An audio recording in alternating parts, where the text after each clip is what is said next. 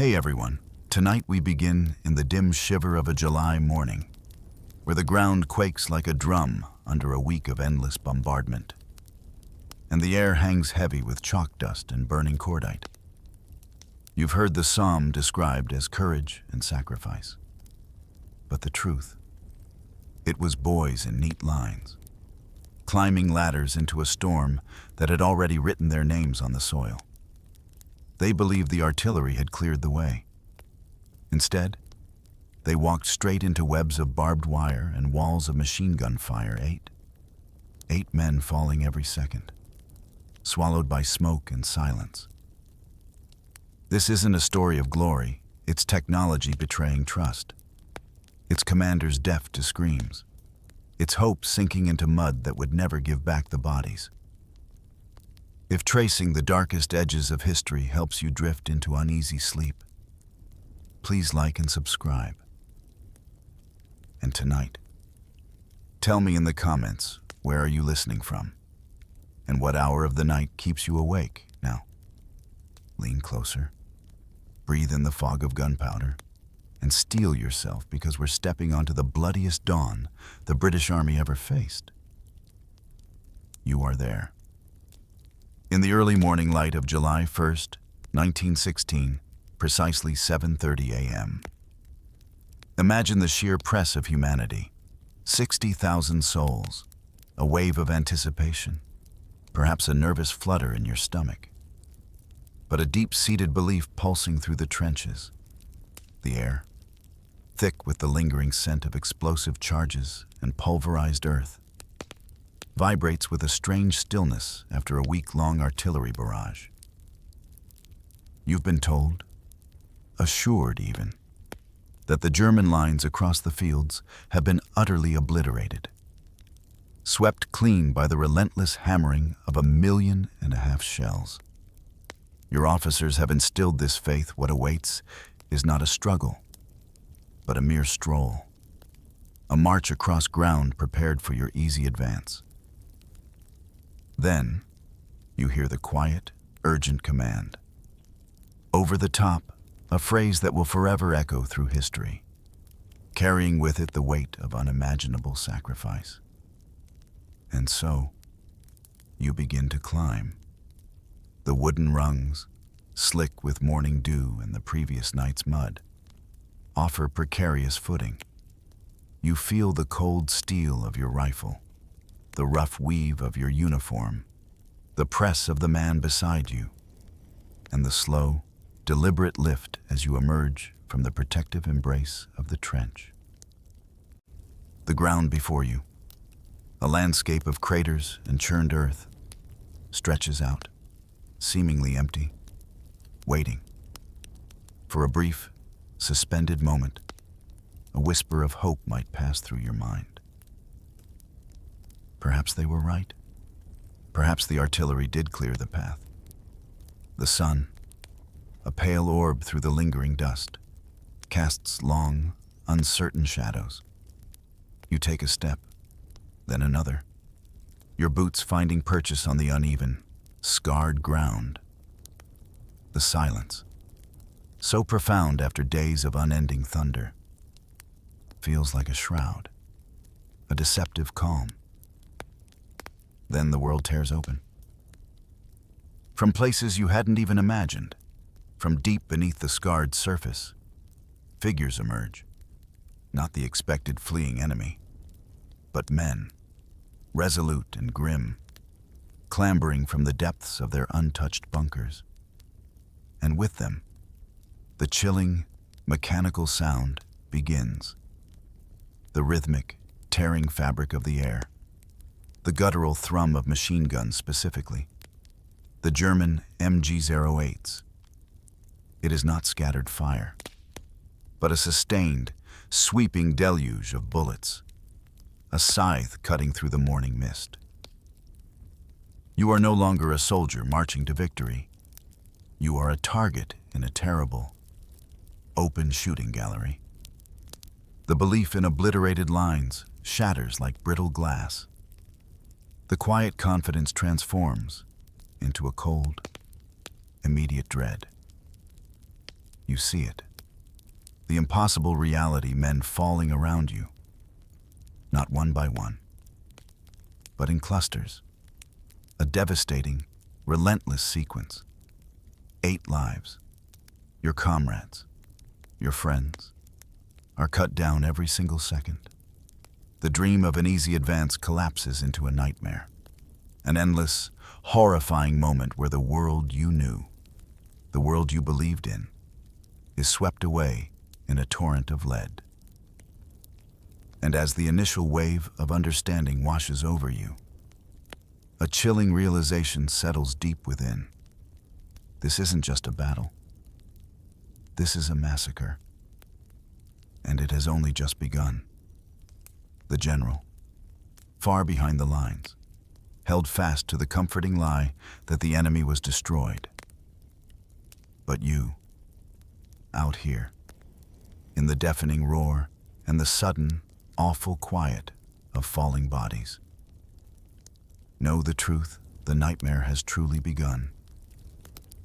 The ground beneath your feet, once merely earth, now becomes something else entirely, a canvas painted in shades of red and brown. A vast, open graveyard under the indifferent gaze of the summer sun. You are in what they call Mash Valley, a stretch of land that will forever be etched into the memory of those who witnessed its horrors. Lieutenant Bundy's platoon, a group of brave, hopeful men, just like you, now lies almost annihilated. The names of places like this Mash Valley, Sausage Valley would become synonymous with an unimaginable hell. Imagine the sounds now. The relentless chatter of the machine guns is overlaid with a new symphony of suffering. It's the sound of men, grievously wounded, their voices raw with agony, crying out for help. You hear the pleas, the guttural groans, the desperate whispers for a mother, for water, for an end to the torment. These are not distant cries. They are here, beside you, behind you, all around you. You see them, your comrades, moments ago vibrant with life, now torn open, their very essence spilling onto the unforgiving earth. The sight is beyond comprehension. Intestines, organs, the hidden workings of a human body laid bare, exposed to the elements, to the flies that will soon gather. And the silence that follows some of these cries is perhaps the most chilling sound of all, signifying a sudden, irreversible departure. Your instinct, your very humanity, screams at you to help, to reach out, to staunch the flow of life, to offer a word of comfort. But you are trapped in a cruel paradox. To move, to offer aid, is to join them in their suffering, or worse, to become another silent form in the mud. The stretcher bearers, those angels of mercy, are themselves targets. To attempt a rescue is to court immediate death. You are forced to bear witness, immobilized by the relentless fire, by the impossible geometry of the battlefield. So, the wounded lie there, in the churned earth, in the wet, clinging mud that seems to suck at their very souls. Hours stretch into an eternity. The sun climbs higher, beating down with a pitiless warmth, adding thirst and fever to the overwhelming pain. You watch, helpless, as life slowly drains away, drop by agonizing drop. The field, once a landscape of hope, transforms before your eyes into the largest open-air grave in British history. Every rise and fall of the earth, every crater, every twisted piece of barbed wire marks a resting place for the fallen. The once vibrant green of summer grass, now muted by dust and the stark reality of war, drinks in the blood of a generation. The smell, a metallic tang mixed with damp earth and the unique, sickening sweetness of death, hangs heavy in the air, a scent that will forever cling to the memory of this day. This is not a battle. It is an abattoir, and you are living its terrible truth. In the vast, impersonal horror of the Somme, amidst the roar of destruction and the collective agony, it is the individual whispers, the private fears, the quiet hopes that truly pierce the soul. Imagine, for a moment, the faces in the crowd, the thousands of unique stories that converge on this single, devastating day. You might have seen them, stood next to them, shared a cigarette or a joke in the tense hours before. Consider Captain Charlie May, a man like any other, perhaps a quiet scholar, an earnest father, his thoughts not of glory, but of home. You might picture him in the flickering candlelight of a dugout. The night before, his hands, smudged with dirt, carefully unfolding a small, worn photograph. Perhaps it is of his wife, her smile a beacon against the darkness, or of his infant daughter, her tiny hand clutching his finger. He dips his pen into an inkwell, the scratch of nib on paper the only sound in the tense quiet. He is writing a diary entry, a final message, not for a public record, but for them, a confession of his deepest fear that he will never see them again. You feel the weight of those words, the love that permeates every syllable, a desperate attempt to bridge the unbridgeable distance. His fear is not a weakness, but a profound testament to the love that fuels his courage.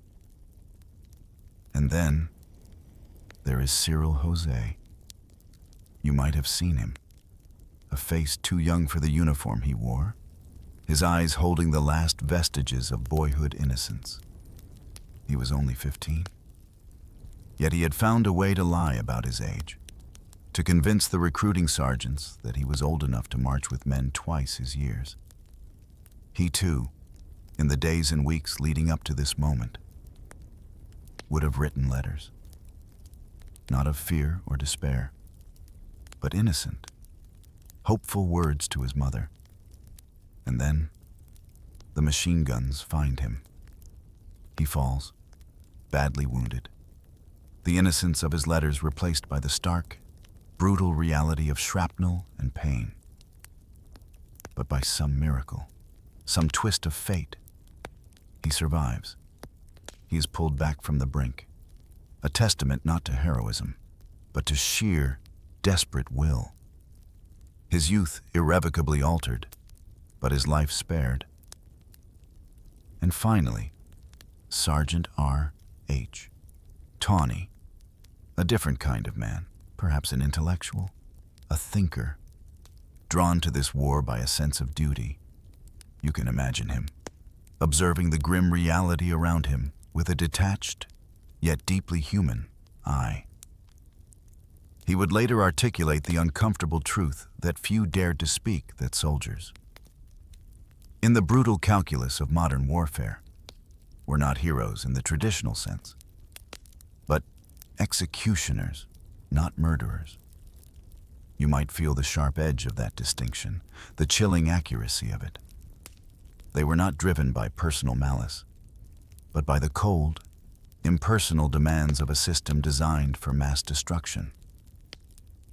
These three perspectives, the grieving father, the child thrust into a man's war, the intellectual struggling to reconcile humanity with horror, are just a few threads in the vast tapestry of the Somme. Each, in their own way, was swallowed by the monstrous maw of the battle, their individual stories becoming part of the collective agony, a testament to the profound human cost beneath the grim statistics. Their fears, their hopes, their very lives became inseparable from the mud and the blood of this terrible day. As you stand amidst the unfolding tragedy, a chilling question inevitably rises in your mind. How could this be? How could so many lives be so catastrophically lost in a single morning? The answer lies not in a sudden, unforeseen disaster, but in a flawed plan, built on overconfidence and a dangerous, almost naive, faith in the transformative power of technology. General Rawlinson, far removed from the immediate chaos, had conceived a strategy of almost brutal simplicity. It rested on one fundamental, unshakable premise: the artillery, in its sheer volume and destructive force, would obliterate everything.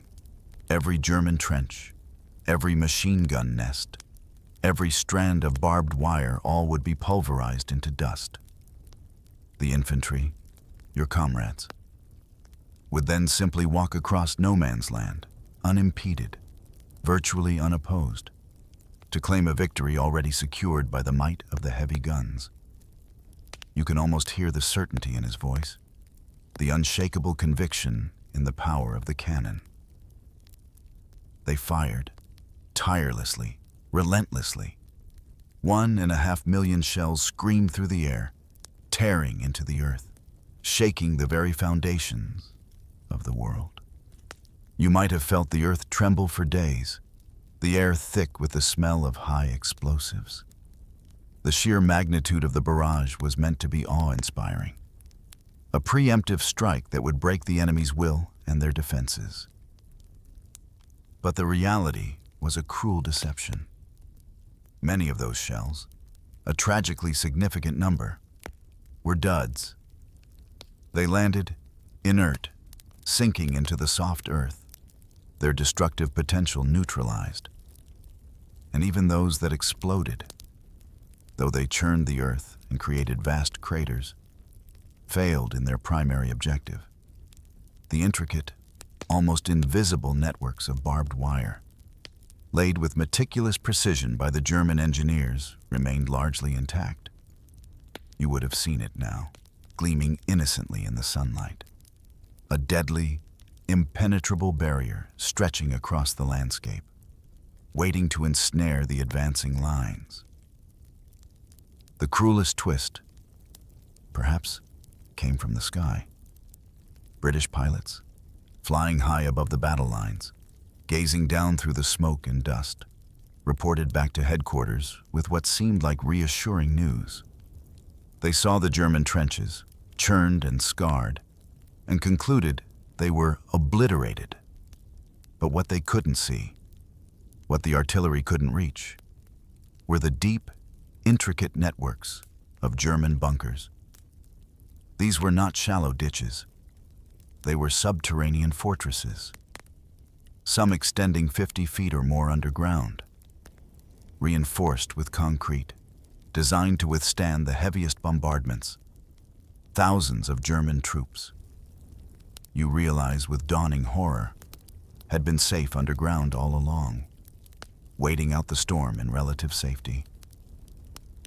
And so, the blind faith in technology, the unwavering belief in the power of the big guns, transformed what was intended as a swift victory into a factory of death.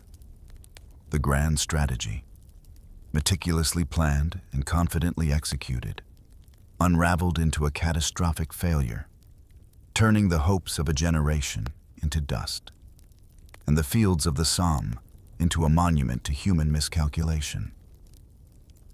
To truly grasp the horror of that day, you must turn your gaze, for a moment, to the other side of no man's land, to the German trenches.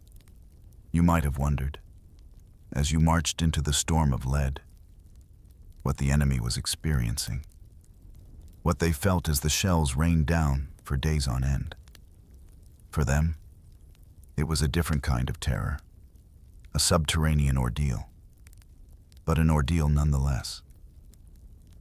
Imagine yourself as Private Eversman, deep within the German bunkers.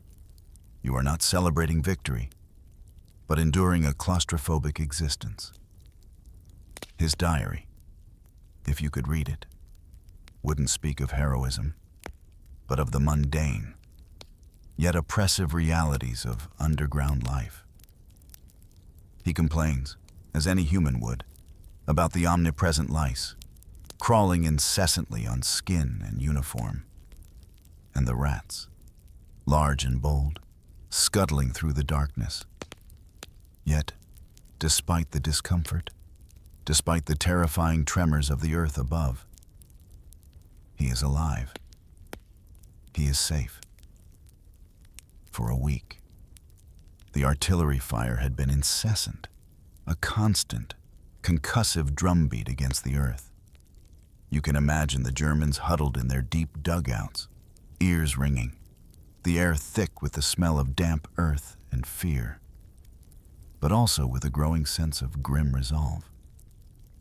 They knew, with a certainty that chilled them to the bone, that the barrage would eventually lift. And when it did, their moment would come. And so it did. The moment the shelling lifted, the moment that strange, unnerving quiet descended upon the battlefield. A different kind of energy surged through the German lines. There was no hesitation, no question. These were disciplined, seasoned soldiers. They rushed out, scrambling from the depths of their bunkers like moles surfacing into the light. Their hands found the cold, familiar steel of their MG-08 machine guns. They knew their positions, knew their task, and they waited. From their perspective, there was no grand heroic narrative unfolding. They were, in a chillingly practical sense, living killing machines. You can almost hear the heavy click of the safety being disengaged, the metallic clatter as the ammunition belts were fed into the hungry maw of the guns. Their training, their very survival, depended on their efficiency, on their ability to pull triggers, to sweep the advancing lines with a continuous stream of bullets until the very barrels of their weapons glowed red with heat. Both sides, you realize, were trapped in a horrifying, inescapable logic. One side, yours, was cut down in a relentless torrent of fire, victims of a flawed strategy and an unyielding enemy. The other side, the Germans, were forced, by the brutal mechanics of warfare, to slaughter, to become instruments of death. There was no joy in it, no triumph, only the grim, unyielding necessity of the task. They were not villains, perhaps, but cogs in a terrible, dehumanizing machine, executing a grim duty that would forever stain the landscape and the souls of all involved. To truly understand the first day of the Somme, you must step back, rewind the clock, and breathe in the tense, heavy atmosphere of the night before. Imagine yourself in the trenches on the eve of July 1st, 1916. It is a night unlike any other, thick with the unspoken anxieties of 120,000 men, crammed shoulder to shoulder in the narrow, damp confines. The air is heavy with the scent of wet earth, stale cigarette smoke, and the metallic tang of fear. This is not a night for sleep, though exhaustion gnaws at every fiber of your being. This is a night for reflection, for last rites, for reaching across the vast chasm of war to touch the world you might leave behind. You see men around you, some quiet, withdrawn into themselves, their faces etched with a profound solemnity. Others are feverishly writing, their hands trembling slightly as they pen what they know might be their last letters home. These aren't just letters. They are testaments, farewells, desperate attempts to convey love, to offer comfort, to apologize for an absence that is not yet real, but feels terribly imminent. You hear the scratch of pens, the rustle of paper, the quiet sighs. In some sections of the line, perhaps in a defiant burst of camaraderie, or a desperate attempt to drown out the gnawing dread. Voices rise in song. You might hear the stirring, defiant strains of the Marseillaise, sung not in French, but in English, a borrowed anthem of liberty and resistance. The voices are perhaps a little off-key, strained, but full of an urgent, raw emotion. It's a sound that fills the trench, pushing back the darkness for a fleeting moment, a temporary shield against the terrifying unknown of the dawn. Others, more private in their solace, simply pray. You might see them, heads bowed, hands clasped, lips moving silently, seeking comfort from a higher power in the face of an earthly hell. Each man finds his own way to grapple with the enormity of what is to come, to prepare for a moment that could define or end their existence. Captain May, the same man whose letter to his wife and infant daughter we glimpsed, is undoubtedly among them. You can almost feel the weight of his final farewell as he carefully writes, "If I do not return, know that I loved you and the baby with all my heart." These words, simple yet profound, carry the full burden of a life lived and possibly lost, a love that transcends the trenches. And then, there are the officers. You hear their voices, stern and unwavering, moving along the line, delivering the final, chilling instructions. Their words are not comforting, they are absolute. Any man who refuses to go forward will be shot. The air instantly thickens with this grim edict. It is the ultimate pressure, the stark choice between an almost certain death in front of you and an immediate, inglorious end behind you. This command strips away any illusion of choice, any personal hesitation. It transforms men into instruments of war, propelled forward by an unforgiving directive.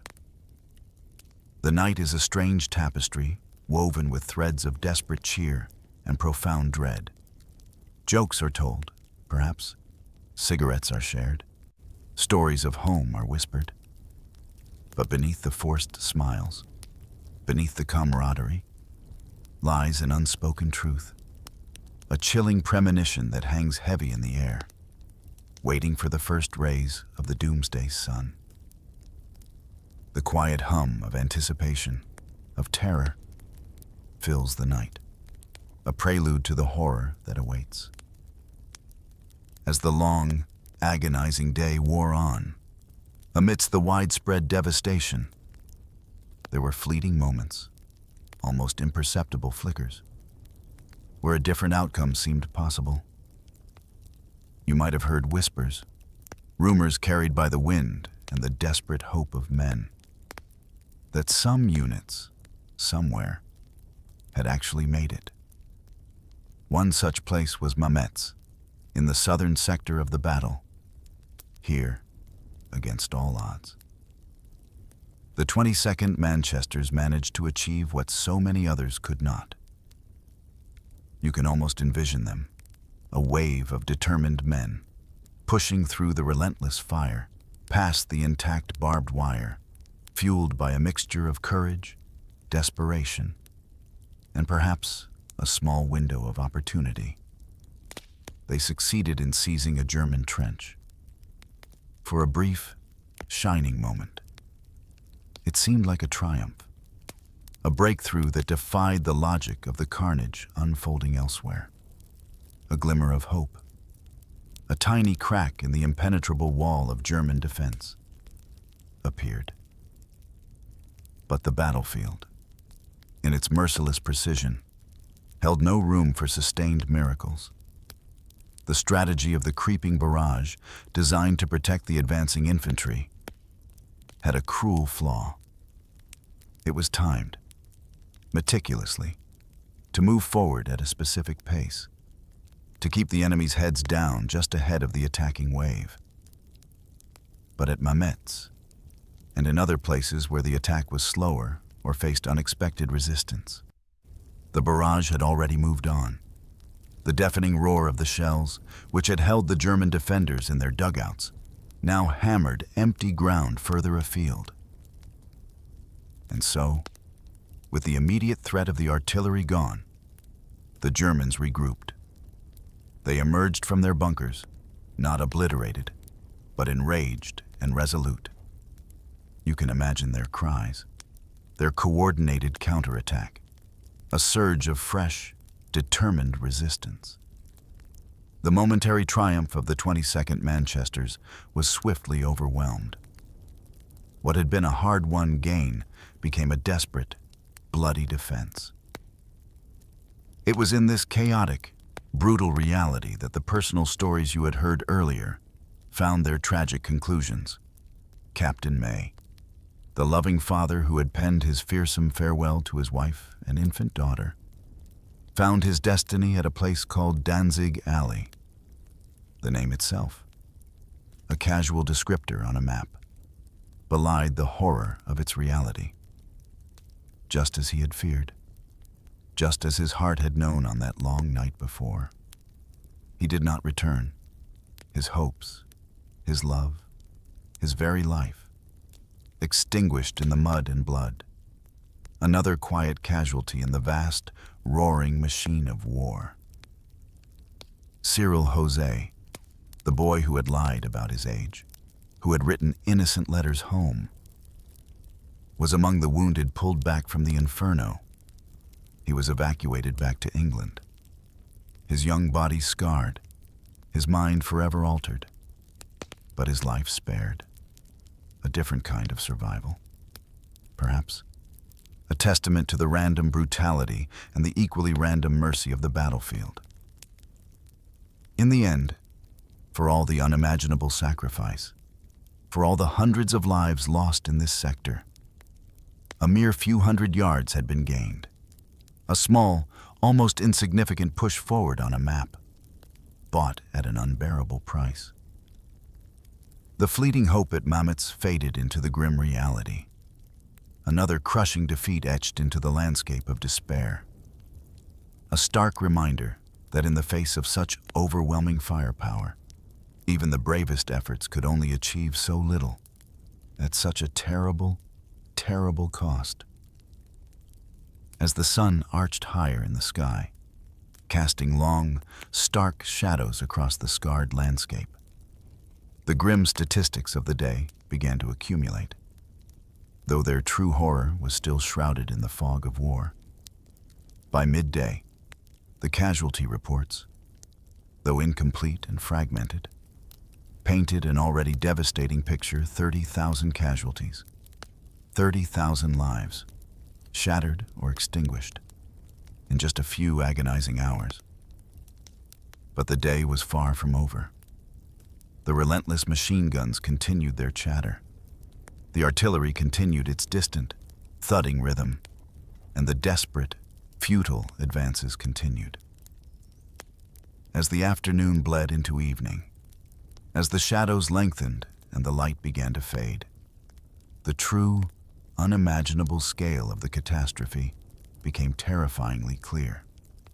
By nightfall, the number of casualties had doubled, spiraling to 60,000. And within that horrifying tally, 19,000 brave souls lay dead, silent witnesses to the day's butchery.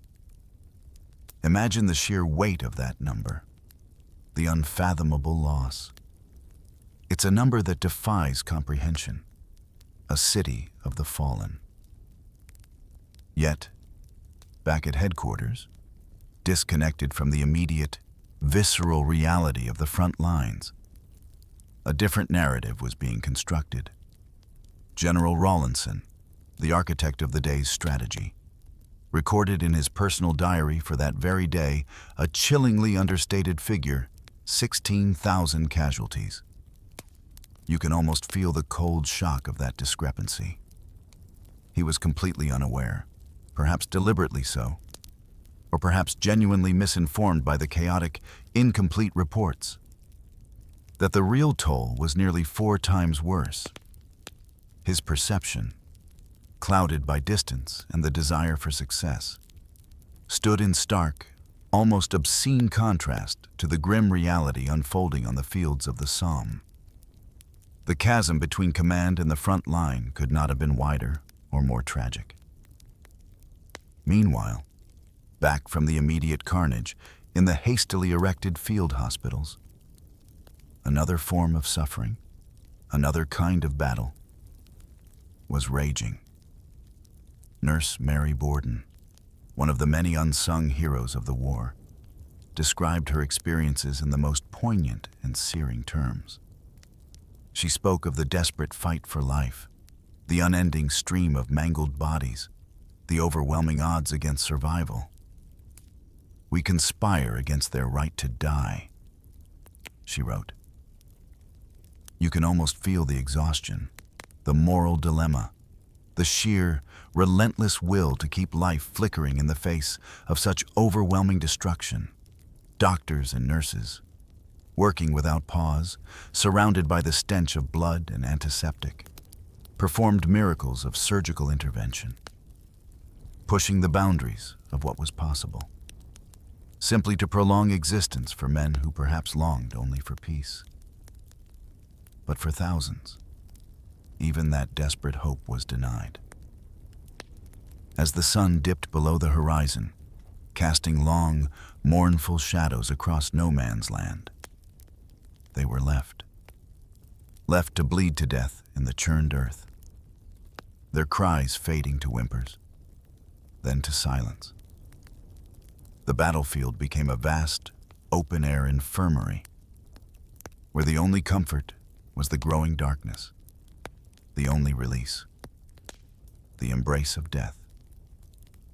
The end of the day brought no relief, no cessation of suffering, only the quiet, awful acknowledgement of the scale of the horror, etched forever into the land and the memory of those who survived it. As the long night of July 1st, 1916, finally gave way to a new, somber dawn, the battle raged on, but for those who had endured the first, brutal day and survived, a different kind of war had just begun, the war of memory. You might imagine them, the few who walked away from that inferno, carrying not just the physical scars, but the indelible, invisible wounds of the soul. Sergeant Tawney, the thoughtful intellectual, who had observed the grim reality of soldiers as executioners, was among those wounded. He survived, carried back from the brink. Later, reflecting on his experiences, he would write a profound and unsettling sentence. Like a dog kicked by everyone, at last I found a master. You can feel the weight of that analogy, the raw honesty of it. It speaks not of glory or heroism, but of a brutalizing experience, of being stripped of agency, battered by forces beyond one's control, until one submits to a new, harsh reality. It is a chilling testament to the dehumanizing power of the Somme, reducing even the most intellectual among them to a state of profound surrender to the overwhelming, traumatic experience. And Cyril Jose, the boy who survived, whose youthful innocence was shattered on that bloody day, carried his own indelible memories. He would recall, with a chilling clarity that would haunt him for the rest of his days, the desperate measures taken for survival in no man's land.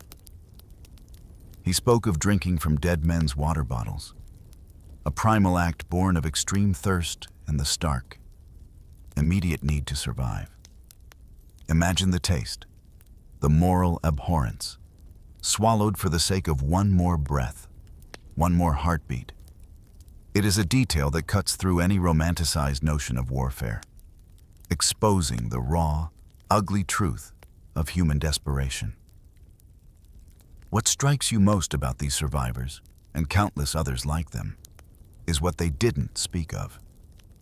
They did not speak of glory.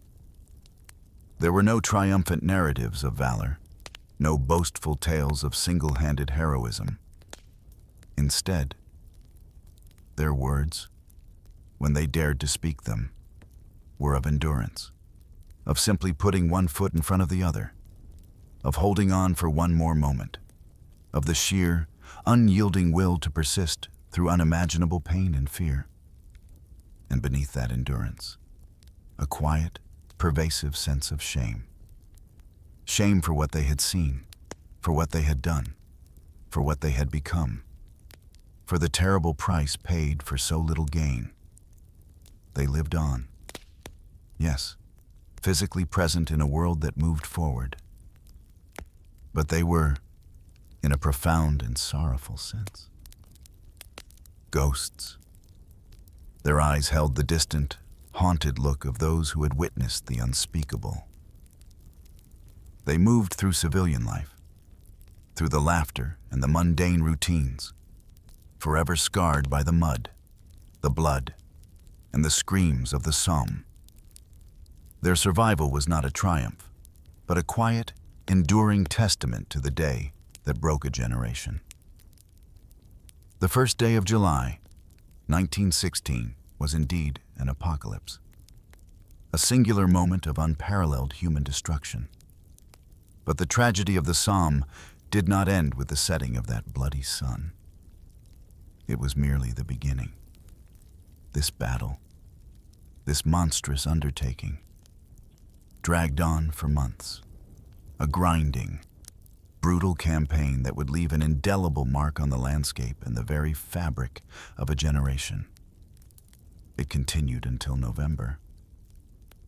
By the time the final, weary commands were given and the guns finally fell silent, the casualty figures had swelled to an almost incomprehensible scale, over 1 million casualties on both sides. 1 million lives, shattered, maimed, or extinguished.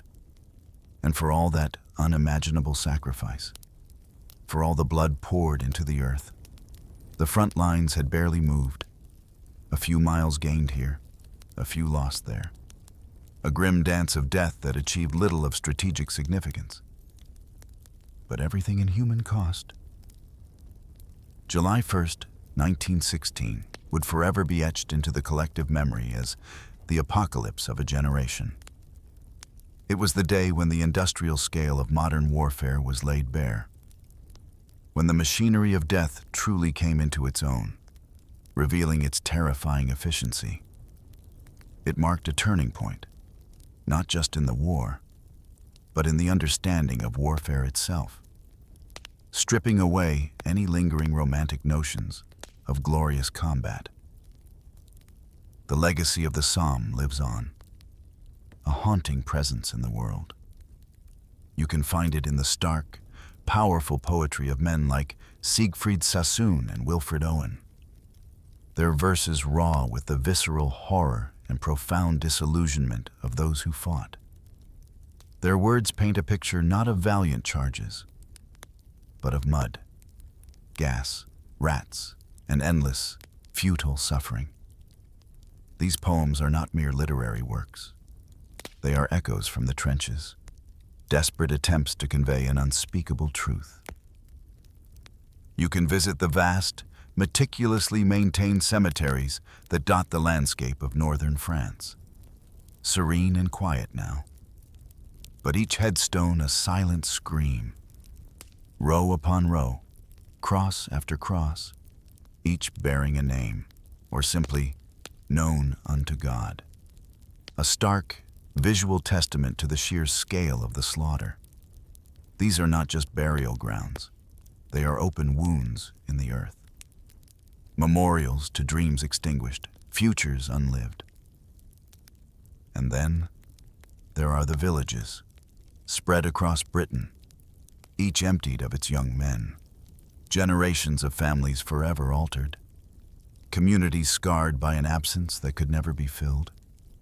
The lost generation was not just a phrase. It was a devastating reality. An entire cohort of young men, the future of their nations, swallowed by the insatiable maw of war. They went into the fields of the Somme that morning, carrying with them the mundane artifacts of their lives, letters from home, small, treasured photographs of loved ones, and the quiet, fragile hope for a swift victory and a return to the world they knew. By evening, they were transformed, not into heroes of legend, but into silent corpses under the indifferent summer sun. Their sacrifice, their unrecorded agony, became the stark, undeniable proof that modern war, in its terrifying efficiency, created no heroes, only machines and blood. And as the night deepens and the quiet settles around you, you are left with the profound, somber truth.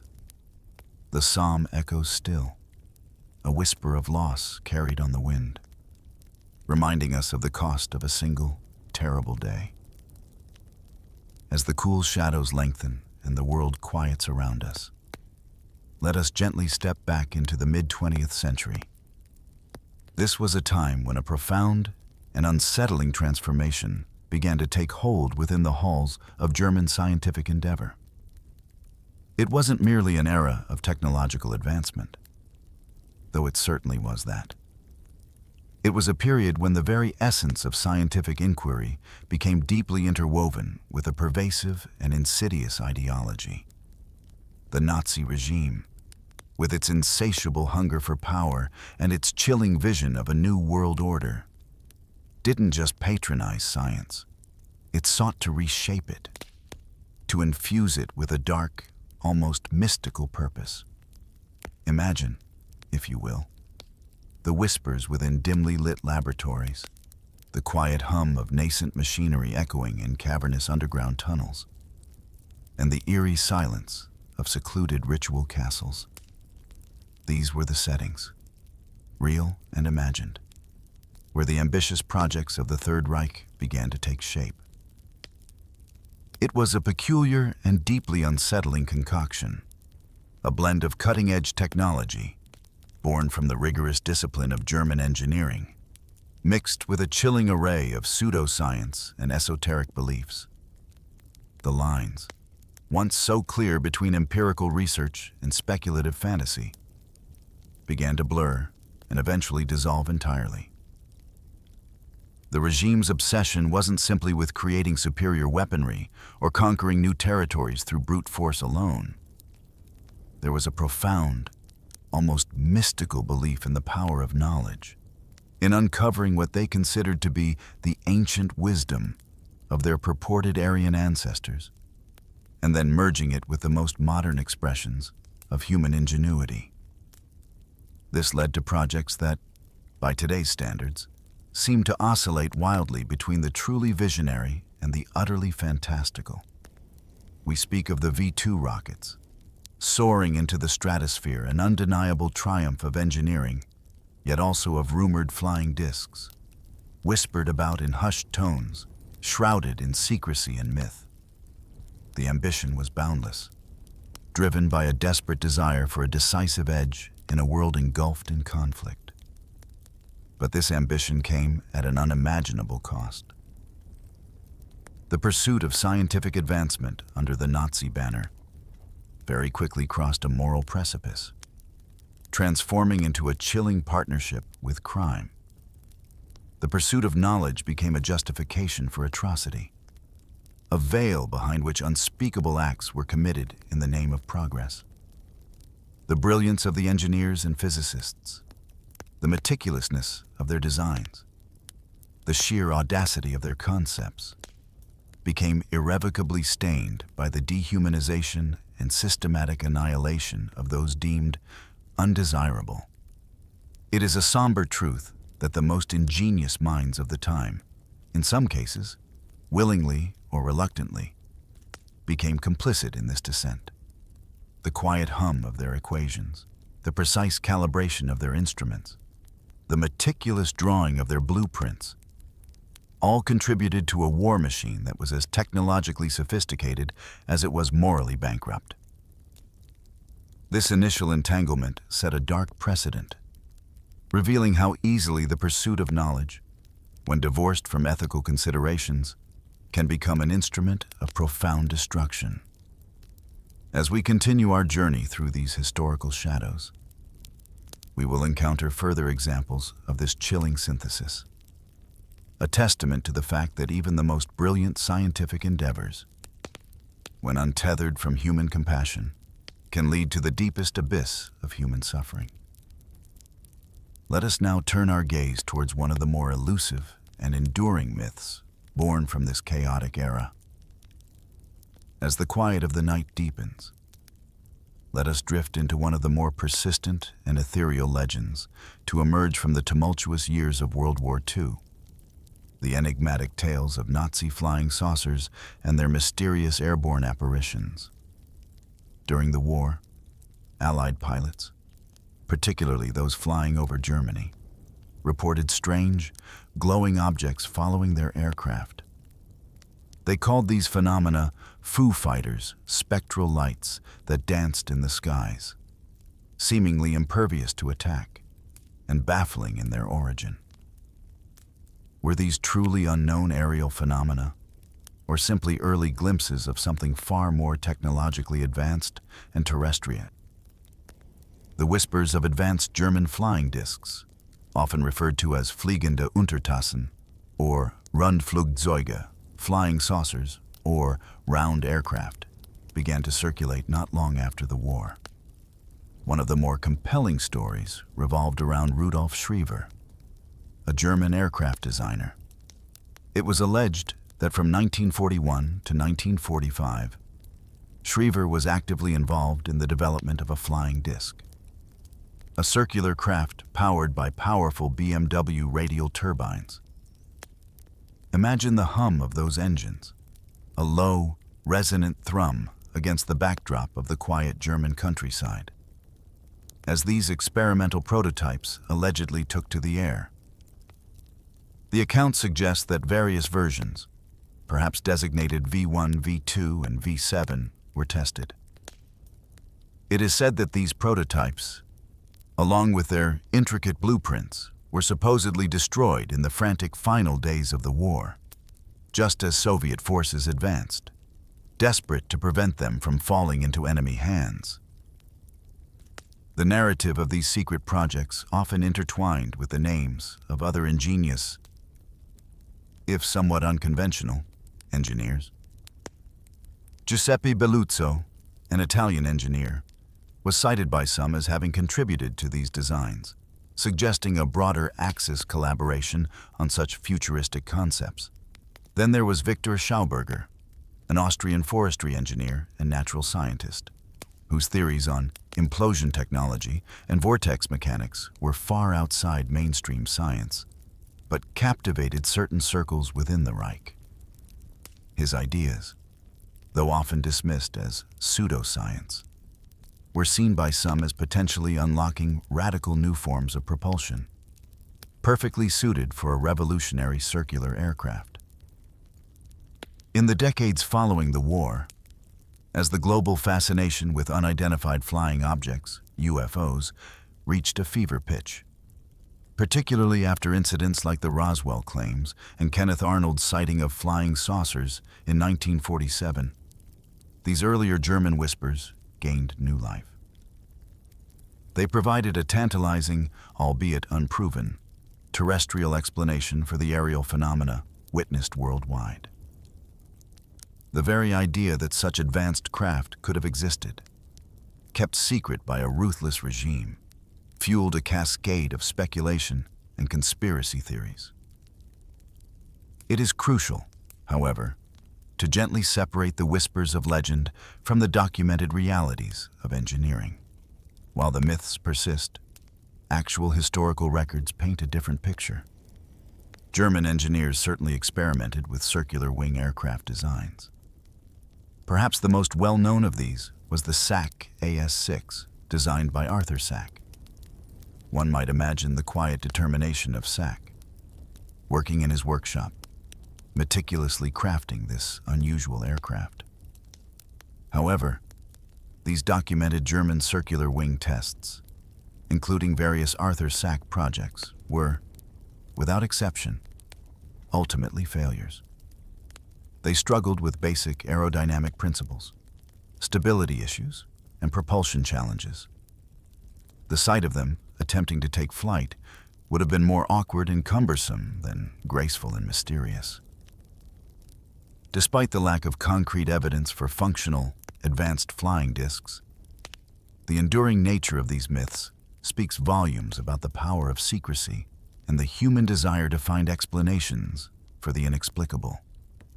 The idea of hidden technology, perhaps unearthed from ancient texts by esoteric societies like the Thule and Vril, organizations often linked to these alleged projects without any credible historical proof, adds a layer of mystical intrigue. While these societies certainly existed and had ties to the early Nazi movement, their involvement in advanced technological development remains purely in the realm of speculative fiction. The story of Nazi UFOs, therefore, remains largely a phantom, a captivating blend of wartime rumor, post-war anxiety, and the fertile ground of conspiracy theory. It stands as a powerful reminder of how quickly speculative whispers can take root and blossom into enduring legends, particularly when they touch upon humanity's fascination with the unknown and the potential for technological marvels hidden in the shadows of history. As we gently move forward, let us now turn our attention from the skies to the silent depths of the ocean, where other experimental craft were being forged. As our quiet journey continues, let us descend from the realm of aerial mystery into the cold, silent depths of the ocean, where the Kriegsmarine, the German Navy, was also engaged in a desperate and imaginative pursuit of technological superiority. The exigencies of war pushed engineers to conceptualize and construct naval vessels that blurred the traditional definitions of ships and submarines, giving rise to an array of experimental semi-submersible hydrofoils and amphibious hybrids. These were not the imposing battleships or sleek U-boats that dominate our common historical narratives. These were the prototypes, the cutting-edge experiments, often unfinished and plagued by inherent difficulties, yet undeniably fascinating in their ambition. Imagine the quiet determination in the shipyards, the rhythmic clang of metal on metal, the constant hum of machinery as these unusual vessels took shape. One such intriguing project was the Schley-Sachsenberg Tragflügelboot, a semi-submersible hydrofoil. This innovative craft was designed to lift part of its hull out of the water on hydrofoils, dramatically reducing drag and allowing for impressive speeds. Records suggest it was capable of reaching about 45 knots, a remarkable speed for its time, promising a vessel that could outrun many pursuers. The sight of it skimming across the water, partially submerged, would have been both futuristic and eerie, a phantom on the waves. Then there was the Engelmann VS-5, a submersible torpedo craft that aimed for an even greater velocity, reportedly achieving speeds of about 50 knots. Picture this small, sleek vessel, designed not for sustained combat, but for swift, devastating attacks, launching its torpedoes and then disappearing beneath the waves. However, like many radical designs, the VS-5 wrestled with severe instability issues. One can almost feel the precariousness of being aboard such a craft, battling against the turbulent sea while trying to maintain control at such high speeds. Its promise of swiftness was often undermined by its propensity for violent lurches and unpredictable movements, making it more of a dangerous enigma than a reliable weapon. Another ambitious concept was the VS-8, a hydrofoil designed to transport tanks. The sheer audacity of this idea, a vessel that could carry the massive weight of a tank, lifting itself onto foils to achieve greater speed, speaks to the desperation and innovative spirit of the time.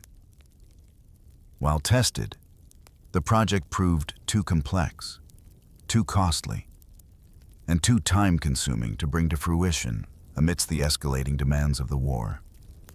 One can envision the immense logistical challenges, the delicate balance required to launch and recover such heavy cargo on a high-speed, hydrofoiled platform.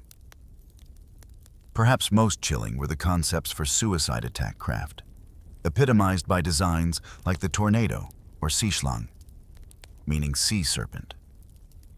These were rocket torpedo hybrids, small, fast vessels intended for one-way missions against Allied shipping. Imagine the quiet, grim resolve of the individuals who might have been tasked with piloting such a craft. Their lives exchanged for a desperate, final strike. Finally, there was the Wendell Type Boot 5B, a hydrofoil conceptualized with advanced jet turbines for propulsion. This was a vision of speed and cutting-edge technology, a whisper of the future of naval power. Yet, like so many other advanced projects, it remained unfinished, a blueprint on a drawing board, a silent testament to the constraints of resources and time.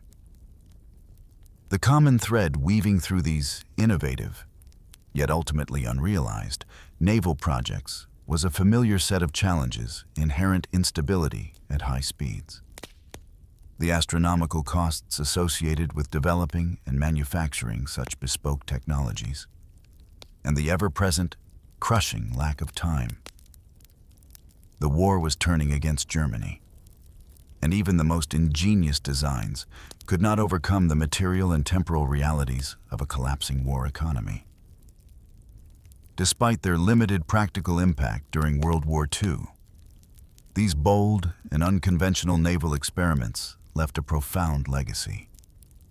The very concepts they explored, hydrofoils, high-speed submersible craft, hybrid propulsion systems, did not vanish with the Third Reich. Instead, their blueprints and the knowledge gleaned from their limited tests were absorbed by the victorious powers.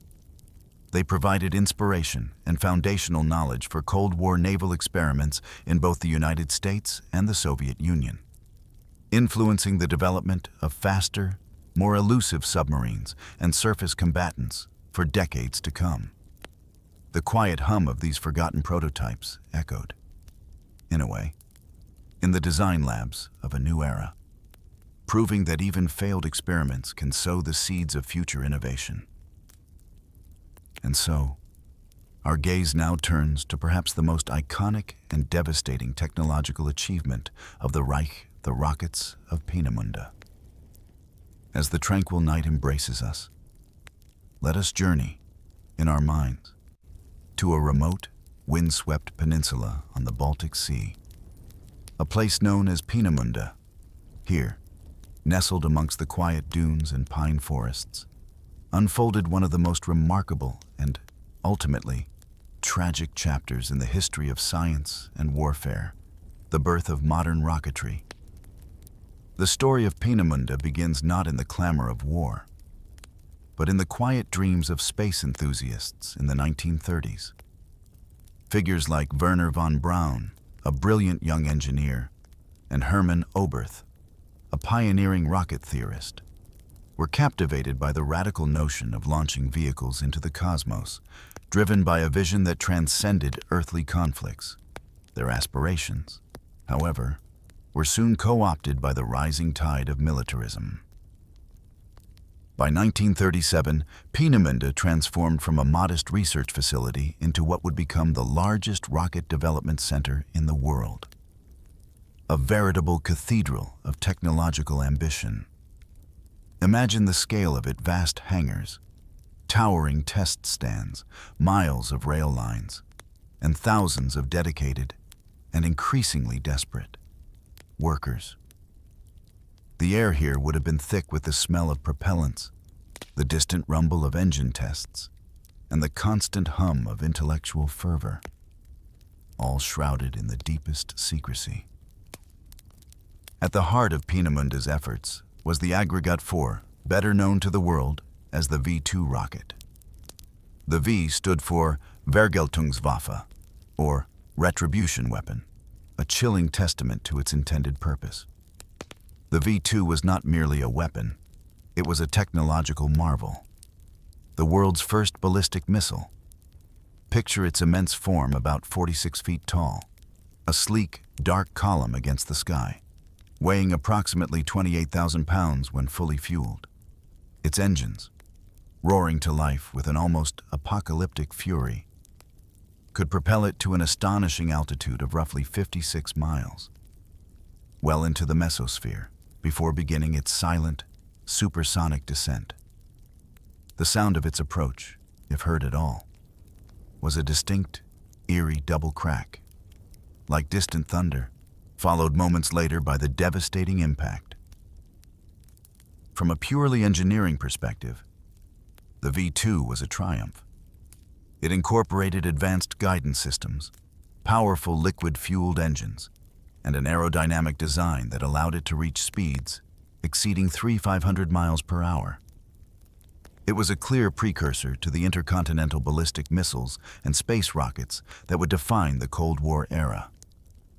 Yet, despite its technological brilliance, the V-2 was, from a strategic standpoint, largely ineffective.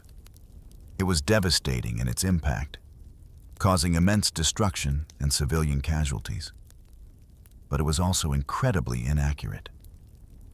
Pinpoint targeting was impossible, making it a weapon of terror rather than a precise instrument of war. Moreover, its production was prohibitively costly, consuming vast resources that the faltering German war economy could ill afford. Each rocket represented an immense investment of materials, expertise, and, as we shall soon see, an unspeakable human cost. The relentless pace of development at Peenemünde was also punctuated by tragedy. In August 1943, Allied bombers launched a devastating raid, codenamed Operation Hydra, on the facility. The quiet summer night was shattered by explosions as bombs rained down, destroying laboratories and living quarters. This attack, while not entirely halting the V-2 program, killed many key engineers and scientists, including Dr. Walter Thiel, the chief propulsion expert. The destruction forced a significant relocation of production, leading to even more desperate and ethically compromised measures. Even as the war began to turn irrevocably against Germany, the engineers at Peenemünde continued to dream of ever more ambitious rockets. Plans were drawn for the A-9 and A-10 components of what was envisioned as an America bomber, a two-stage intercontinental ballistic missile theoretically capable of reaching New York City. These were blueprints of a terrifying future, projects that, thankfully, never moved beyond the drawing board. Their discovery after the war served as a stark reminder of the long-range ambitions that had quietly been brewing in the minds of these rocket pioneers. The legacy of Peenemünde is therefore a complex tapestry of scientific brilliance and profound moral failure. It was here that humanity truly reached for the stars, laying the groundwork for space exploration. But it was also here that the potential for scientific progress became inextricably linked with the machinery of mass death.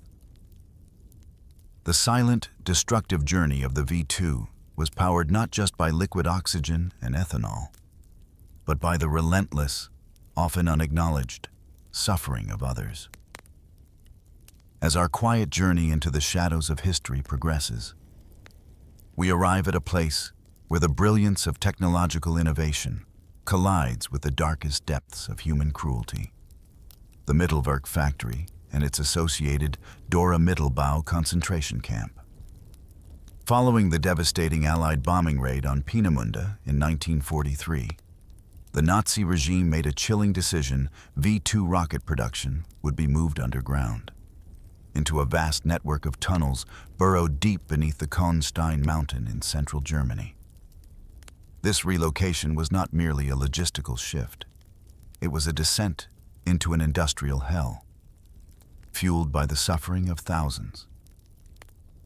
Imagine the sheer scale of the undertaking: two vast, parallel tunnels, each about 60 feet wide and 30 feet high, stretching for nearly a mile and a half, interconnected by a labyrinthine series of smaller chambers and galleries. This was Mittelwerk, the central works, a factory designed to be impervious to Allied air raids. But this subterranean fortress was not built by willing laborers. It was carved out of the rock, and its intricate machinery assembled by forced labor prisoners from the Dora Mittelbau concentration camp, established in the immediate vicinity. The conditions within these tunnels were beyond comprehension. Up to 60,000 prisoners were funneled into this inferno, primarily political prisoners, foreign laborers, and Jews. They toiled relentlessly, often for 12 hours a day, in a constant shroud of dust from the drilling and excavation. The air was frigid and damp, the ground perpetually muddy. Disease, tuberculosis, dysentery, typhus spread like wildfire, unchecked by any meaningful medical care. Starvation was rampant, and brutal treatment, beatings, and arbitrary executions were daily occurrences. Each V-2 rocket that rolled off the subterranean assembly line, a symbol of German ingenuity, was, in a very real and horrifying sense, built upon the bodies of hundreds of men. It is estimated that approximately 15,000 prisoners died in Dora and Mittelwerk, a human cost that far outweighed the rocket's strategic impact. Picture the scene: emaciated figures, their faces caked with dust and exhaustion, moving like specters through the dim, artificial light. The rhythmic clang of tools, the distant roar of ventilation fans, the hushed moans of the suffering. These were the omnipresent sounds of this underground factory. There was no escape from the cold, the hunger, or the constant threat of violence. Life expectancy for a prisoner assigned to tunnel construction was mere weeks. Many were simply worked to death, their bodies unceremoniously disposed of in mass graves. The paradox here is stark and morally repugnant. While the V-2 rocket represented the pinnacle of contemporary engineering, a testament to humanity's capacity for scientific innovation, its creation was intrinsically linked to humanity's deepest depravity. The technological marvel was inseparable from the systematic annihilation of human lives. The silent roar of the V-2 as it ascended towards the heavens carried with it the unspoken screams of those who had forged it in the depths of the earth. And what of the scientists and engineers, the brilliant minds behind the V-2 who oversaw this horror? Figures like Wernher von Braun, later celebrated as the father of American space travel, and Arthur Rudolph, who would also go on to play a significant role in the U.S. space program, were undeniably aware of the conditions. While some historians argue about the degree of their direct involvement or complicity, the inescapable truth remains: they were present, they supervised the operations, and they chose to remain silent, or in some cases, actively participated in the oversight of a system built on slavery and death. Their genius, in this context, becomes profoundly stained. A chilling reminder that intellect without ethics can lead to unimaginable atrocities. The rockets of Mittelwerk stand not only as symbols of scientific progress, but as enduring monuments to the darkest chapter of industrial exploitation and human suffering. This underground hell, where the future was built on a foundation of bones, casts a long, moral shadow over the entire enterprise of Nazi science. As the calm of the night deepens, let us lift our gaze from the subterranean darkness and turn it towards the skies once more, to the drawing boards and experimental airfields where German engineers were envisioning the future of aviation. Even as the war turned against them, the push for radical new aircraft designs continued. driven by a desperate hope for a decisive technological advantage. These were not just incremental improvements, these were truly avant-garde projects, concepts that would anticipate, and in many cases directly influence, the designs that would emerge in the Cold War era. Imagine the quiet intensity in the design offices, the rustle of blueprints, the soft scratch of pencils as engineers meticulously sketched shapes that defied conventional wisdom. One such visionary project was the Messerschmitt P-1101. This sleek, single-engine jet fighter was truly groundbreaking for its time because of its innovative variable sweep wings. This meant the angle of the wings could be adjusted on the ground, allowing engineers to test different configurations for optimal performance at various speeds. The sight of this aircraft, perched on a testing field, its wings subtly shifting, must have been captivating. Though it was never fully completed or flown before the war's end, its design was incredibly influential. When it was captured by American forces, it provided critical insights that directly led to the development of the Bell X-5, the United States' first aircraft capable of changing wing sweep in flight. The quiet hum of its potential, though never fully realized by its creators, would echo powerfully in the skies of a new era. Another fascinating, though ultimately unrealized, concept was the Messerschmitt Me 609. This was not a single aircraft, but a proposed twin fuselage heavy fighter. Imagine two Messerschmitt Me 309 fuselages, powerful single-engine fighters themselves, joined together by a new, wider center wing section. The idea was to create a heavy, long-range fighter with formidable armament and extended operational range.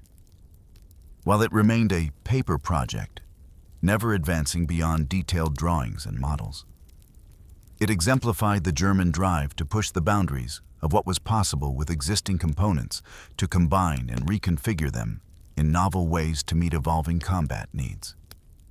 The very concept speaks to the immense pressures and the relentless pursuit of innovative solutions in a time of desperate conflict.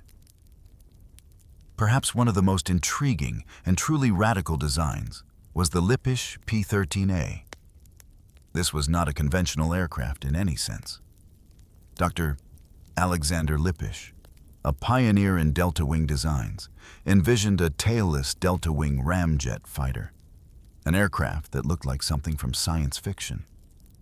But what truly set it apart was its proposed fuel source, powdered coal dust.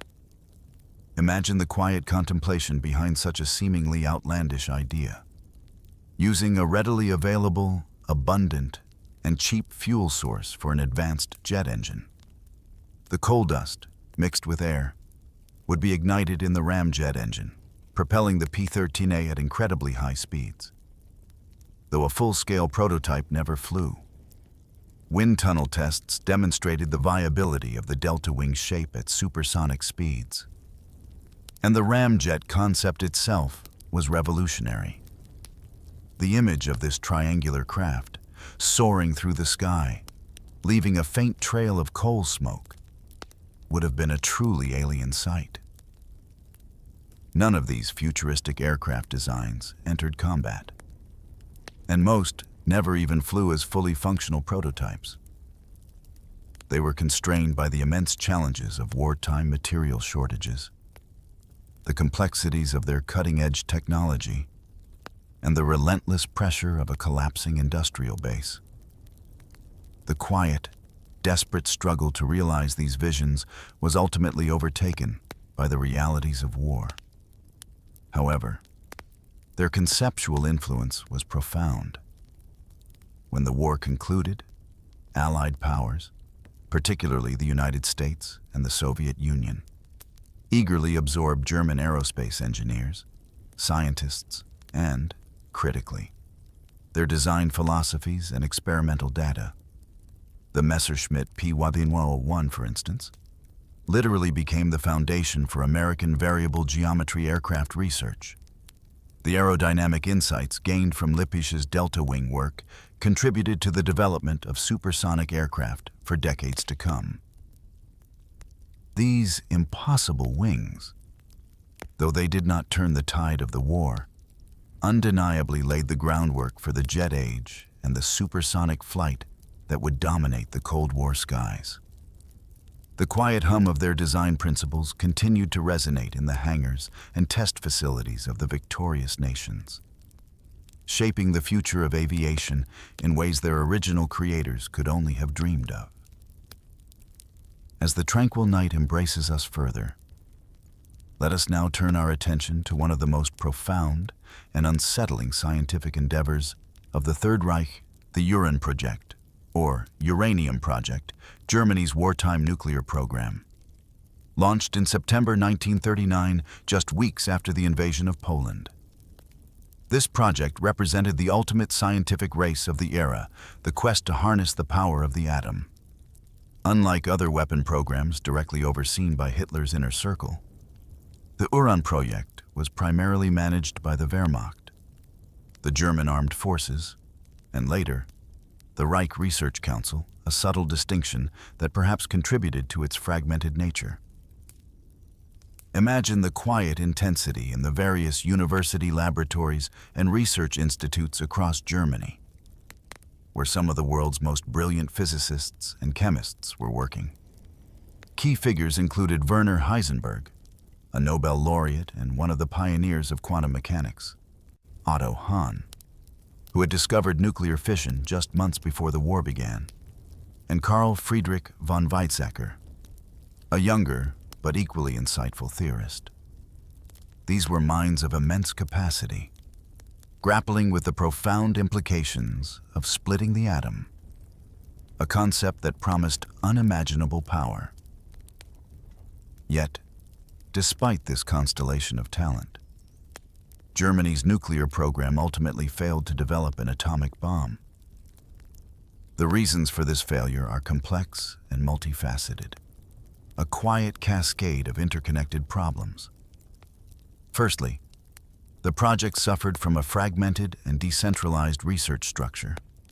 Unlike the focused, single-minded effort of the American Manhattan Project, German nuclear research was spread across multiple, often competing, academic and military groups.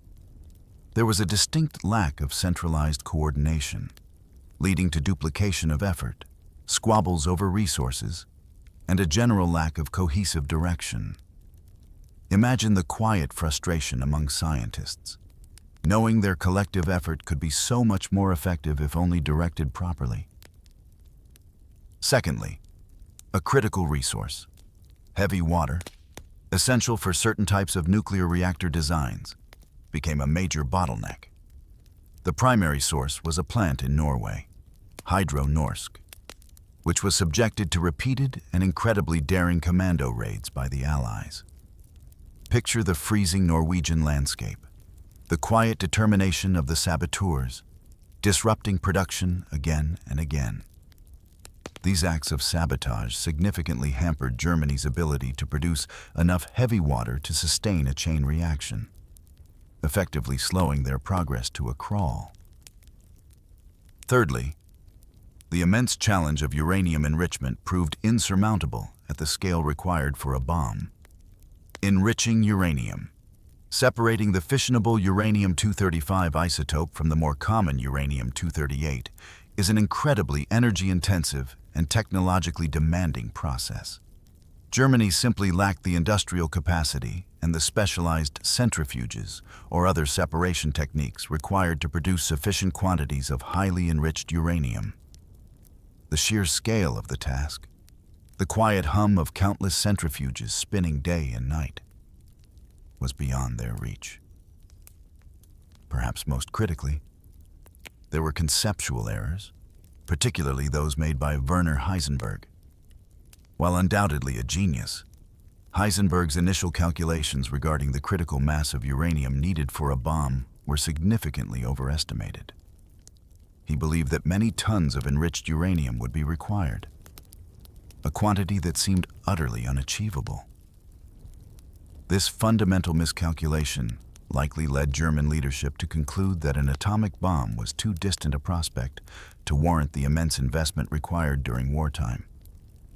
The quiet, erroneous scratching of a pen on paper, or a miscalculation in the mind of a brilliant physicist, may have inadvertently saved the world from a Nazi atomic weapon. By 1942, a pivotal decision was made. Germany abandoned the pursuit of an atomic bomb, shifting its focus instead to developing nuclear reactors for energy production and perhaps, in the very long term, a uranium machine that could generate power or produce plutonium. Small test reactors were indeed built in various locations, notably under a church in Haigerloch. Imagine the quiet whir of the experimental setup: the graphite blocks, the uranium cubes, the heavy water moderator, as scientists cautiously attempted to achieve a self-sustaining chain reaction. Yet, they never succeeded. Their largest experimental pile, codenamed B-Vate, was just days away from reaching criticality when Allied forces captured it in April 1945. The story of the Urine project is a testament to the fact that even with brilliant minds and a desperate imperative, the sheer scientific and industrial hurdles of the atomic age were immense. Their failure to develop a bomb was not due to a lack of talent or a deliberate moral choice, but a combination of strategic missteps, resource limitations, and fundamental scientific miscalculations. This unfinished pursuit, however, would still cast a long shadow, as the insights gleaned from these defeated scientists would soon be absorbed by the victorious powers, shaping the atomic future. As the quiet hours of the night gently unfold, let us transition to a serene English country house, a place that, on the surface, seemed idyllic, yet secretly bore witness to one of the most revealing moments in the aftermath of World War II.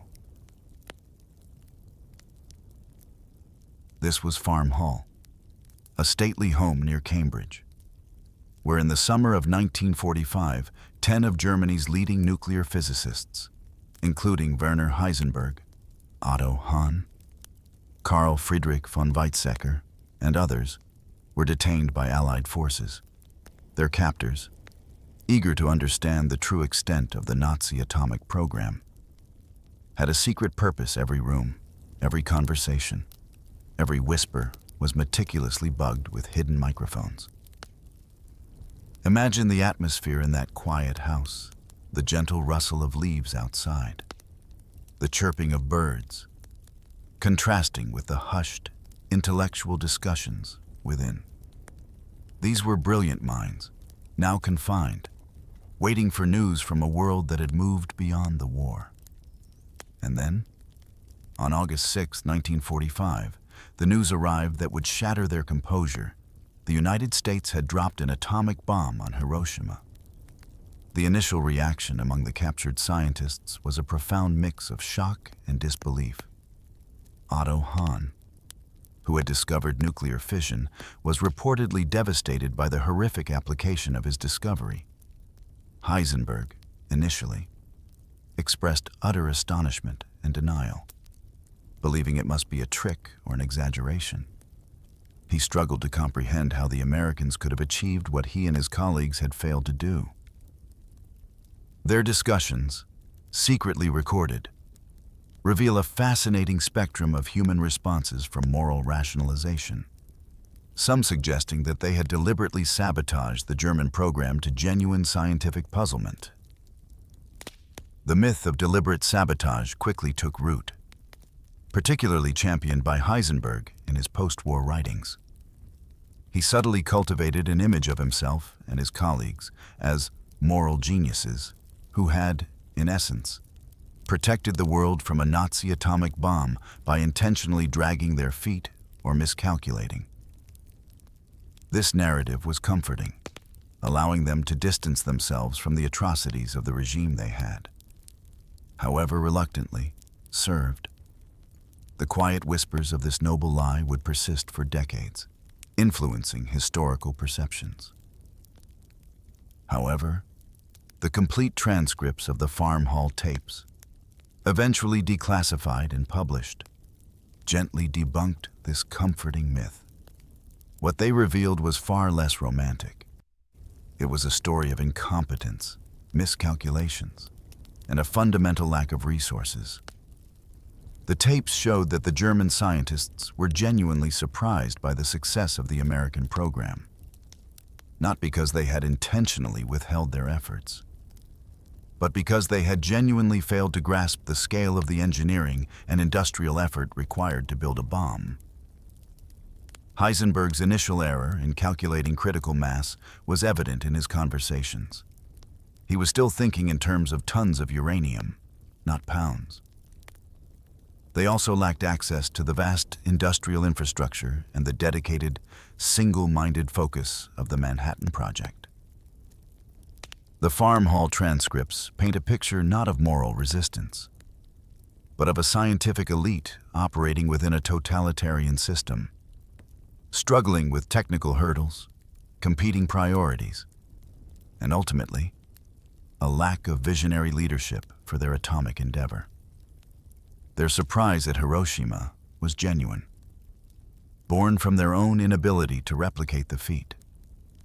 The quiet revelations from Farm Hall continue to shape our understanding of Nazi science, not as a unified, unstoppable force, but as a system plagued by internal divisions, strategic errors, and ultimately, a profound underestimation of the scale of the challenge it faced.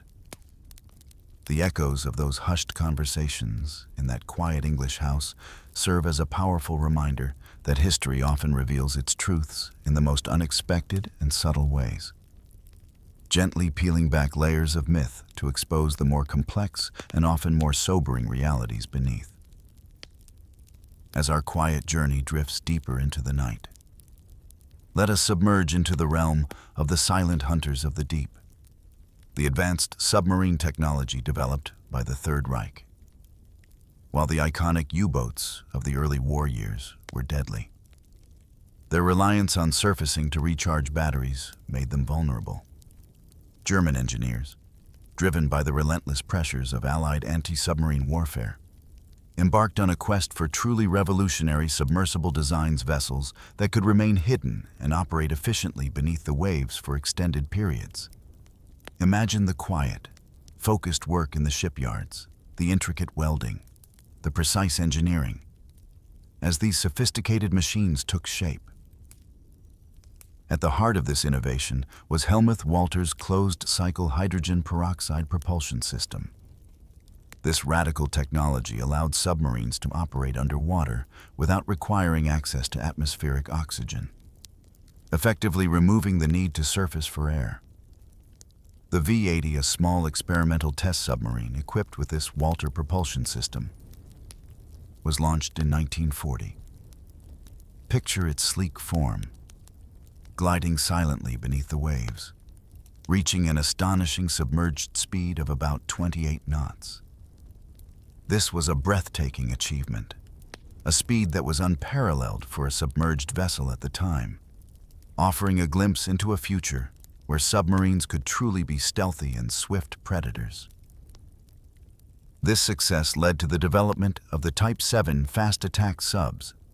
Designs like the U-792, U-793, and U-1405 to U-1407 were intended to be operational Walter boats, smaller, faster, and more elusive than their predecessors. Imagine the quiet tension of the crews, operating these experimental vessels, pushing the boundaries of what was thought possible underwater, while only a few were completed before the war's end. Their capabilities signaled a seismic shift in naval warfare. Larger, ocean-going Walter subs, known as the Type Sveit, were also designed, though never built. However, the most significant German submarine innovation of the war was arguably the Type Whitey 1.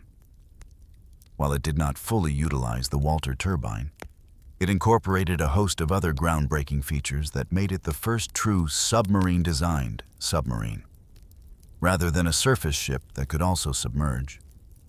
Imagine its sleek, hydrodynamic hull, designed for optimal underwater performance. It boasted greatly increased battery capacity, allowing for longer submerged endurance and higher submerged speeds than any preceding U-boat.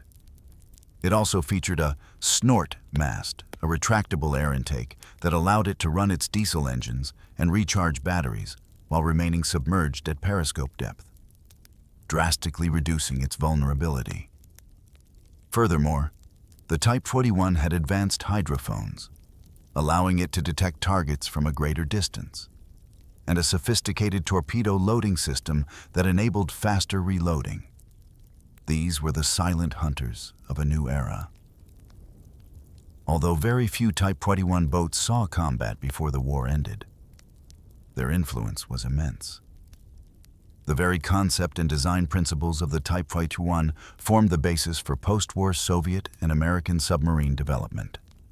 The quiet, profound shifts in naval strategy and design, initiated by these German innovations, would define the Cold War submarine arms race for decades. Beyond these more practical designs, other imaginative projects quietly simmered. The Schwertwall, or sword whale, was a concept for a mini-submarine super torpedo, a crude, high-speed weapon designed for a single, devastating attack. And even more audaciously, there were concepts for rocket-launching submarines, an early and chilling precursor to the modern submarine-launched ballistic missile, or SLBM, concept, which would become a cornerstone of nuclear deterrence.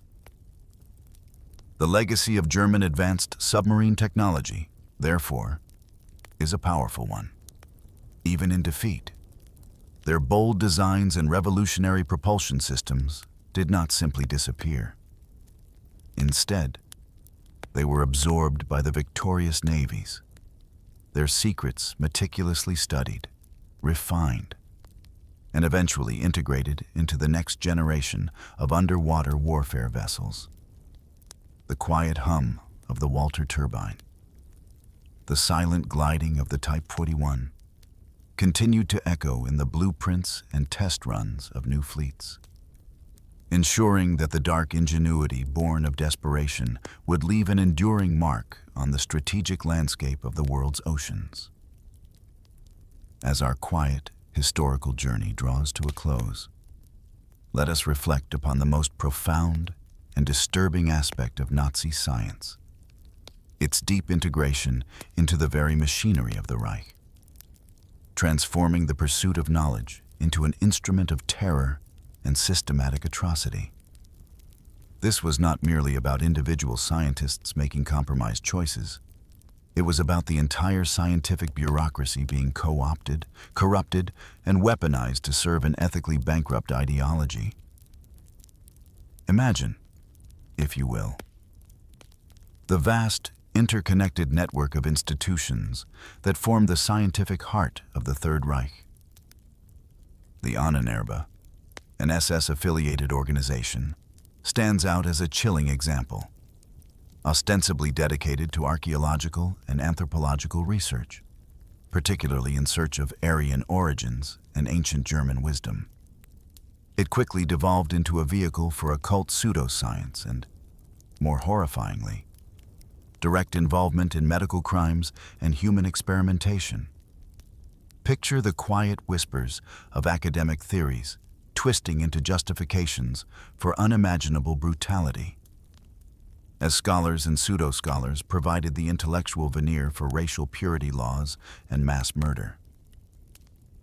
Parallel to this, the esteemed Kaiser Wilhelm Institutes, once bastions of world-leading research, became deeply implicated.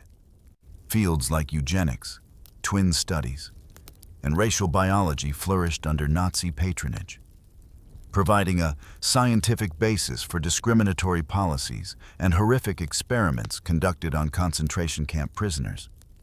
One can almost hear the cold, clinical language of research protocols being used to describe the most inhumane procedures, conducted in the name of advancing a twisted form of knowledge. Universities, once centers of independent thought, were purged of dissenting voices and became ideological training grounds, teaching racial hygiene and supplying staff for SS projects, blurring the lines between academia and the tools of oppression, science. In this chilling context, became a sophisticated cover for atrocities, its objective methodology perverted to legitimize the unthinkable. The story is further complicated by the fates of key figures. Wernher von Braun, the brilliant architect of the V-2 rocket, undeniably benefited from and contributed to this system. His rockets, built by slave labor, wrought destruction. Yet, after the war, he, along with many other German rocket scientists, became a cornerstone of the American space program, ultimately helping to send humans to the moon for NASA. One might quietly ponder the moral complexities of this transfer, the ethical stain that lingers beneath the triumph of space exploration. Another profoundly disturbing figure was Hubertus Strughold, often dubbed the father of space medicine. His foundational work in aerospace physiology and the human body's limits in high-altitude flight was invaluable. However, his research was directly built upon horrific experiments conducted on Dachau prisoners, exposing them to extreme cold and pressure changes, often resulting in agonizing deaths. He, too, was quietly absorbed into the American scientific establishment through Operation Paperclip, a secret U.S. program designed to recruit Nazi scientists, engineers, and technicians, both the United States and the Soviet Union, driven by Cold War competition, made a pragmatic and ethically compromised decision. The knowledge and expertise of these individuals were deemed more valuable than their complicity in crimes against humanity. The legacy of Nazi science is therefore a potent and enduring reminder of a perilous truth. Knowledge without ethics is not only dangerous, but can be utterly destructive. Many of the projects were impractical, even fantastical, and often failures in their own right, constrained by limited resources and the sheer scale of war. Yet, conceptually, many were decades ahead of their time, laying the groundwork for rockets, jet aircraft, and submarines that would define the post-war world. But this advancement came at an immense, unspeakable cost. The rockets that soared towards the heavens, the aircraft that pushed the boundaries of speed, the submarines that lurked in the depths all too often. These technological advances were built on a foundation of suffering and systematic slavery.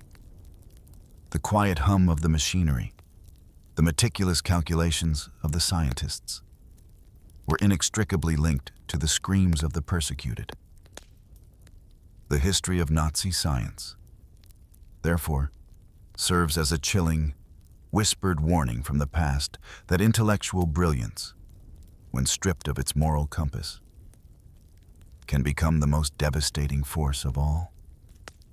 And perhaps, as the night finally gives way to dawn, we are left with the quiet, unsettling understanding that even the most brilliant achievements, when stained with the deepest crimes, cast a shadow that continues to linger, inviting us to remember, to learn, and to ensure such a perversion of knowledge never again takes root.